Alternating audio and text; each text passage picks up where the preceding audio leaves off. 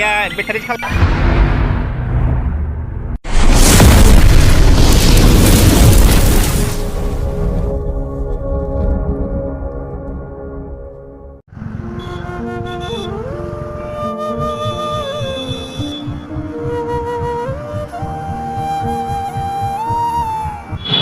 Check friends आंनि जेसेबांखिनि भिउ आरो जेसेबांखिनि फलोवार्स नोंथांमोन आरो हिन्जाव होन आरो हौवा होन गावबागाव खामाय आरो दा जेरोखोम बाजिया हिन्जाव मानसिफ्राबो बेटारि गारि सालायनो हायो जाहाथे दालासि जेरै हायो ओरै खामाय जेरै हायो ओरै रां खामाय रां आरजियो लाजिनाय जेबो खामानि गैया। हाथायालाय मानो बुजां जाखो दासो बैसोआनो जायाखै उन्दैयाव खावै खावै माथोबो गद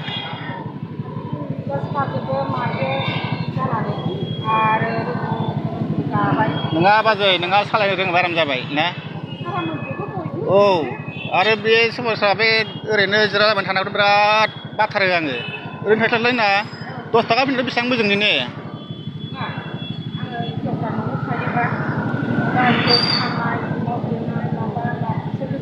औ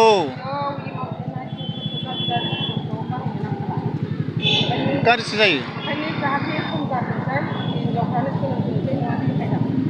माथो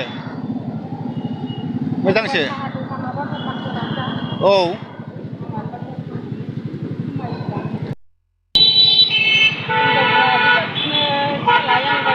औ ओरैनो थानो नाङा औ माने न'आव थाबा बिदिनो गाज्रि निसाफोरखौसो संनाय मावनाय जेनेबा बेफोरबायदिखौ गोसोखाङोना औ ओंखायनो संनो नांला होनबा आं बायदो सारायनो सोलोंदो आरो बाजैया अबेनि आङो थिथागुरिनि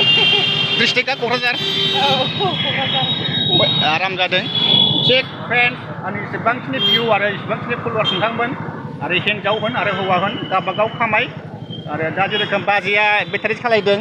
मालाय गाहा बिराद मोजां खामायदों नाथाय आदाया बेसेबां खामाया मिथिया जाहाथे आदायाबो खामायथों आरो बाजैबो खामायथों जाहाथे न'खरा जौगायो जाहाथे न'खरा जौगायो ना बाजै ना दे दङ बिदिनो जोंनाबो फिसाया जेनेबा सारायाव ओरै मावो औ बिदिनो मोनबाल' मावो आरो औ फुरा मावनो हायाना औ गथ'फ्रा साथाम औ आरो जानाय खरसायालाय बेसेबां थाङोना गासिबो बारायजोब्बाय आलुनि दाम बारायबाय मैगं थाइगं गासिबो दाम बारायजोब्बाय औ हनै नायगोमोरदों हौवाया नाय हमार बुरि सेस औ औ नोंथांमोनहाबो गावबागाव हिन्जावखौहाय बिदिनो फोरों आरो बायनानै हो आरो बिसिखौ जयै थानो दाथिन ना गाज्रि नुयोना ज'बा ओंखायनो बयबो खस्थ' खालामनांगौ बेबायदिनो थिग बाजैया बेटारि सालायदों खस्थ' खालामदों थैखौहाय दै खालामदों रां खामायदों जेसेबां रां खामायनो हायो हौवा हिन्जाव जेसेबां रां खामायनो हायो एसेबां आरो न'खराबो जौगायो ना बाजै औ